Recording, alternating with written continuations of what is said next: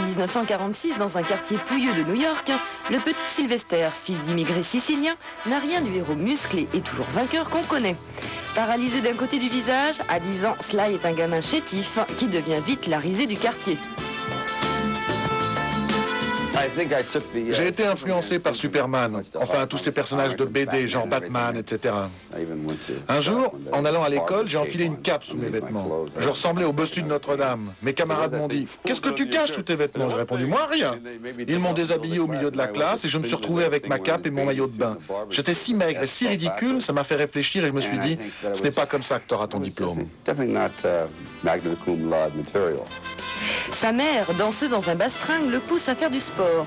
Mais son père, autoritaire et macho, a d'autres projets sympas. Mon père était coiffeur et j'ai grandi dans ce milieu. Un jour, il m'a dit « Ok, tu ne fous rien à l'école, alors viens dans mon business. » Et je me suis retrouvé dans une école de coiffure. Les clientes me donnaient $1 et je m'exerçais comme je pouvais sur leur tête.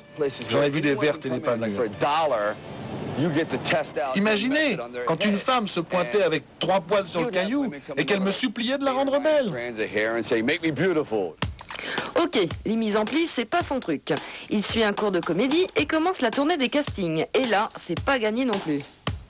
Je glissais ma photo sous les portes des producteurs et la plupart me la renvoyaient tachée de café avec la mention « pas intéressé ». Woody Allen lui offre sa première chance en 71 dans Bananas. 74, il épouse Sacha, qui lui donnera 2 garçons, Sage et Sirgo. Mais Sly consacre son temps à l'écriture. Fan du boxeur Cassius Clay, ce héros du ring va l'inspirer pour un scénario Success Story dans lequel il met tous ses espoirs. L'histoire intéresse les producteurs, mais voilà, ils veulent confier le rôle à un acteur vedette. Finalement, Sly aura gain de cause. Rocky est tourné avec un budget restreint. Rocky est un homme très simple. Tout ce qu'il veut, c'est être aimé par sa famille, ses amis. Et ses valeurs morales sont exemplaires. Quand il combat, vous l'encouragez, et finalement, vous ne l'encouragez plus pour lui, mais pour vous, car vous êtes avec lui sur le ring. Rocky triomphe et remporte l'Oscar du meilleur film. Sylvester Stallone devient une star mythique, mais il sera cantonné dans le registre, tout dans les muscles, rien dans la tête. Il faut dire que certaines répliques valaient leur pesant d'or. Rocky, qu'est-ce que vous faites ici ce soir? S'il y a un gun sur l'affiche, il y a une erreur. Qu'est-ce qui ne va pas? Moi, je porte une culotte blanche avec du rouge en travers. Oui, c'est sûr. Il écrit et interprète ensuite La Taverne de l'Enfer, puis signe en l'espace de 8 ans 3 autres Rocky qui marchent aussi bien que le premier. 82, il crée le personnage de Rambo. Armé d'une mitrailleuse lourde qu'aucun être humain ne peut porter d'une main, il devient la référence. S'il se passait quelque chose à la télé, quelqu'un qui pétait les plombs par exemple, on disait « c'est comme Rambo » ou « Rambo aurait fait ça ». C'est devenu un synonyme de violence gratuite. J'étais écœuré car je n'avais pas créé ce personnage comme un méchant. Du coup, il divorce de Brigitte Nielsen, sa seconde épouse, qui lui rafle au passage quelques millions de dollars et se lance dans la comédie.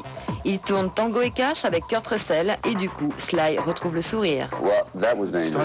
Les cascades étaient plus faciles que la scène de la douche. La scène de la douche commençait par une bagarre. On se battait et ça ne marchait pas très bien. J'étais un peu gêné, car on n'arrêtait pas de me dire « Mais baisse ton froc, baisse ton froc !» J'ai dit « Excusez-moi. » Et il a commencé à l'enlever. Il faut que je l'enlève?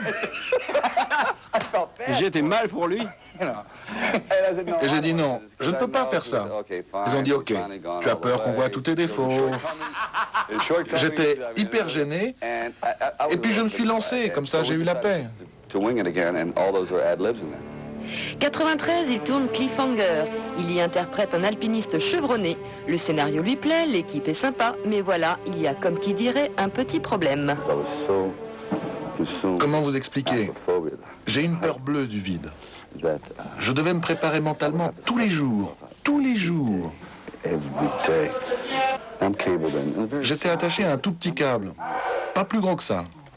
Et puis un jour, pour rire, je me lance de là-haut en criant « Hey, filmez-moi !»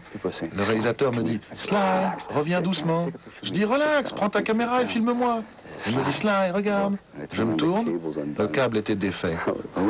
En quelques secondes, je suis passé du Monsieur Courage à une véritable lavette. Ça m'a pris 3 heures pour redescendre. J'étais tétanisé. Mais Sly en a marre. Il n'a pas joué un rôle sérieux depuis 20 ans. Casser des voitures, escalader des falaises et faire flamber ses copains, c'est plus son truc. Bon anniversaire, sale con.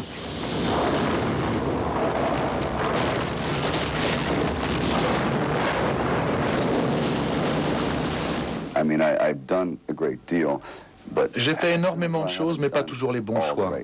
La chose la plus importante pour moi aujourd'hui, c'est de travailler avec les meilleurs et pour longtemps.